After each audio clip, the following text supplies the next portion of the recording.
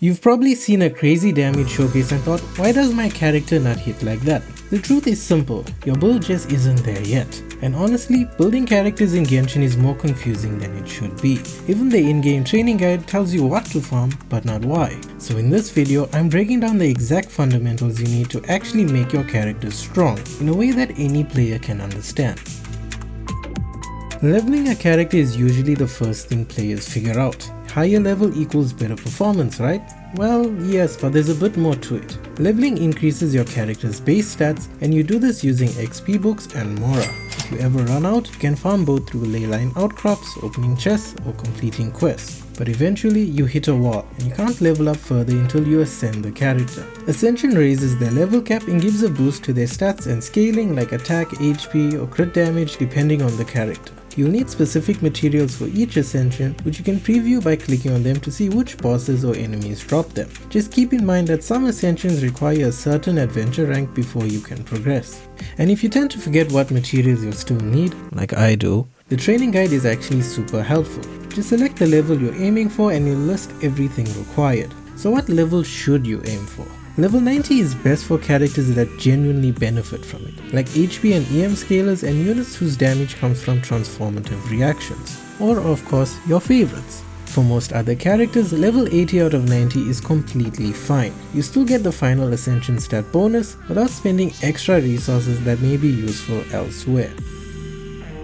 Weapon leveling works almost exactly like character leveling. You increase its level, ascend it at certain points, and it gets stronger each time. The only difference is that instead of XP books, weapons use enhancement ores, which you can farm or forge. Quick tip, talk to any blacksmith to automatically mark ore veins on your map. It really does save a lot of time, but leveling a weapon is only half the story. Choosing the right weapon matters just as much because the synergy between the character and the weapon has a huge impact on their final performance. So how do you know what weapon fits a character best? Every weapon has three core components. First up, we have the base attack. This is the foundation of a character's attack power. It varies by rarity and type. For example, 5-star weapons usually sit around 542 to 741 base attack, while 4 stars are typically lower, usually around the 500 to 600 range. Higher base attack especially benefits characters who directly scale with it, like Bennett, whose attack buff increases based on his weapon's base attack. Up next, we have the secondary stat. This adds a large bonus to one specific stat, like attack, HP, defense, and all of these other ones right here.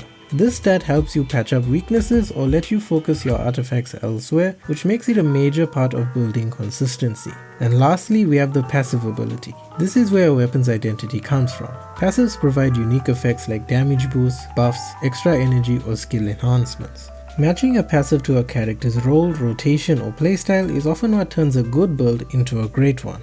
Weapons can also be refined up to rank 5 by using duplicates of the same weapon, helping strengthen the passive each time. Refinements are most impactful on 3 and 4-star weapons since you get more copies of them, but don't stress about this when you're starting out as refinements happen naturally as you play. My final advice would be to not chase rarity but instead chase synergy. Not all weapons are created equal. Some are insanely strong, others are historically questionable.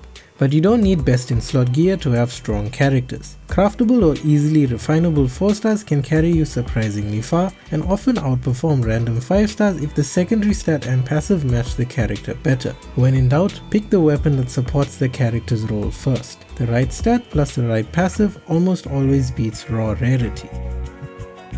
Talents are one of the most important parts of character building, yet they're also one of the most commonly overlooked, especially by newer players. Talents directly determine how strong your character's abilities are in actual combat, whether that's damage, healing, or utility. Every character has 3 main talents. You have the normal attack, which includes your basic charged and plunge attacks, the elemental skill, which is often the core of the character's kit, and then the elemental burst, which is usually the strongest or most impactful part of their rotation. When upgrading talents, the talent priority feature is your best friend. It shows which talents the community commonly levels first for each character, which is incredibly helpful if you're unsure where to start. And here's something newer players often don't realize. Most characters rarely use all 3 of them. For example, many off-field supports never use their normal attacks, and some characters only rely on their skill or burst for damage. So upgrading the right talent saves a lot of resources and gives you way more value for your investment. Upgrading makes a huge difference. Each talent level increases the relevant multipliers, meaning even one level can translate to thousands more damage, stronger heals, or more effective buffs. Just remember, talent leveling can get expensive. You'll need lots of Mora and talent books, which are locked to specific days of the week. If you plan to take a talent to level 10, you'll also need a Crown of Insight, one of the rarest upgrade materials in the game, which is mainly obtained from events or through region offerings. Taking a talent to level 10 is called crowning, and doing it for 2 or 3 talents is known as double or triple crowning. Since crowns are limited, save them for your absolute favorites or characters you use constantly. Artifacts are easily the most infamous part of building characters in Genshin. There's a lot of RNG involved, which is why farming them can be painful, but also why they make the biggest difference once you get good ones. Put simply, artifacts are what take a character from decent to really strong. They give you the most impactful stats in the entire build in exchange for your time, resin, and probably some sanity. Artifacts come in sets, but they also occupy 5 different slots. You have the flower, plume, sands, goblet, and circlet.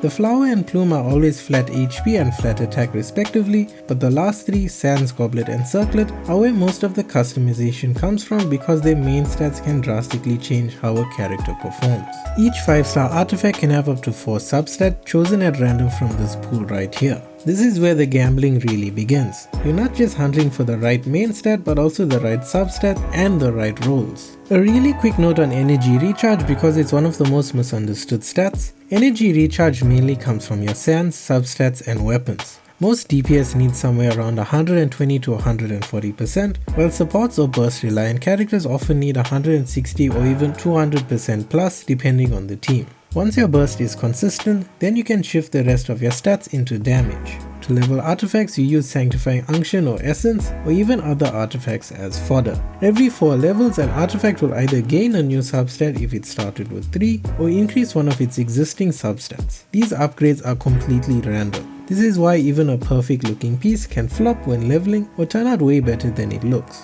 Every artifact set offers a 2-piece bonus, which is a simple stat boost, and also a 4-piece bonus, which is a stronger or more specific effect. Some characters want the 4-piece effect, while others benefit more from mixing 2-piece sets. Understanding a character's role makes this choice much easier. The main source of artifacts are domains, which cost resin to farm, although it's best to farm seriously after adventure rank 45 since that guarantees 5-star drops. You can also get artifacts from chests, bosses, open world investigation spots, and enemy drops. But because the system is so RNG heavy, many players recommend leaving artifact farming for later once your character's weapons and talents are all leveled. Your damage and consistency will be much smoother by then, and you should have no real trouble with clearing domains efficiently.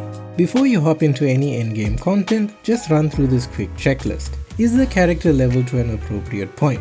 Is the weapon leveled and does it match their role? Are the key talents upgraded? Do your artifacts have the correct main stats? Do you have enough energy recharge to burst consistently? Do the substats support the build? If all of these are green, your character is 90% of the way there to being fully functional, even without amazing artifact rolls. Just as a side note, sites like Game8 and Catching Mains have summarized but also detailed guides for every single character. If you like to check your builds, just look them up. So now that you know how to build a character, how do you actually put them into a functioning team? Genshin's endgame, whether that's Spiral Abyss, Imaginarium Theater or Stygian Onslaught, isn't about your strongest characters, it's about your strongest teams. And team building becomes way easier once you understand 3 simple concepts. Firstly, every team needs a damage source. This is the character you're building your damage around. Secondly, every team needs supports that enable that damage. Supports usually fall into 3 categories. You have your buffers, which increase your DPS's performance, you have batteries which help fix energy needs, and then you have your shielders and healers which help improve survivability.